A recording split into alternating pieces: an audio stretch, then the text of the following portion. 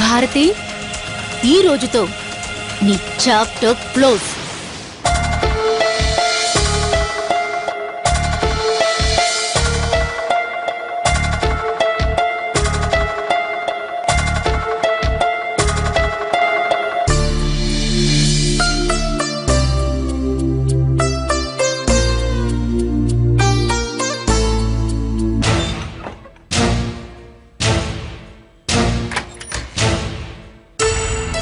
భారతి, నీ ధైర్యం చూసి సంతోషపడాలో నీ పరిస్థితి చూసి బాధపడాలో తెలియడం లేదమ్మా.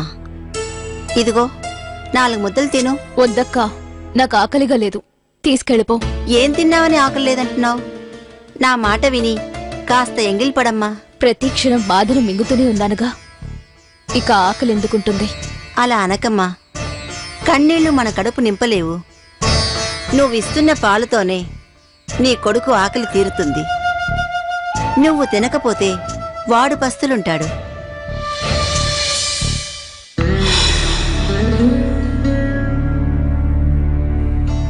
నా తల్లివి కదూ, కొంచెం తినమ్మా.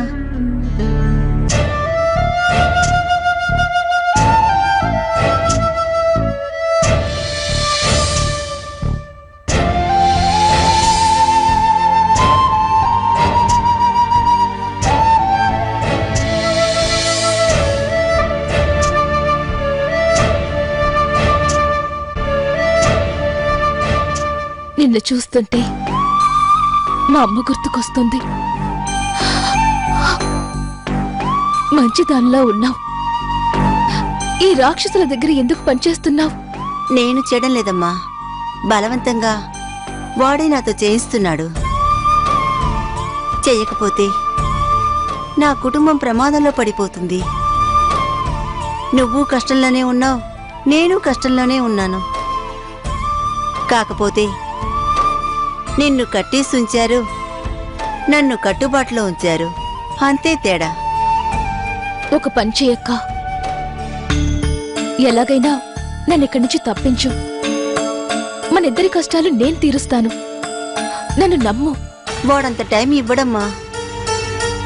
నువ్వు తప్పించుకున్నావని తెలిసిన మరుక్షణం నా వాళ్ళంతా వాడి చేతిలో చచ్చిపోతారు.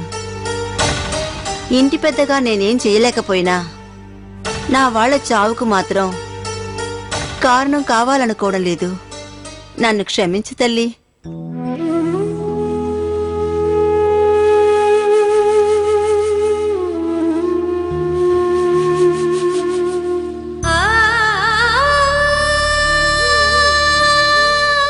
నువ్వే మహారాణిలాగా బతకాలి అన్న చిగురేసే ఆశలలోన ఇంకా ఎదురీత నీదే తలరాత మారే కబురేదో ఉందని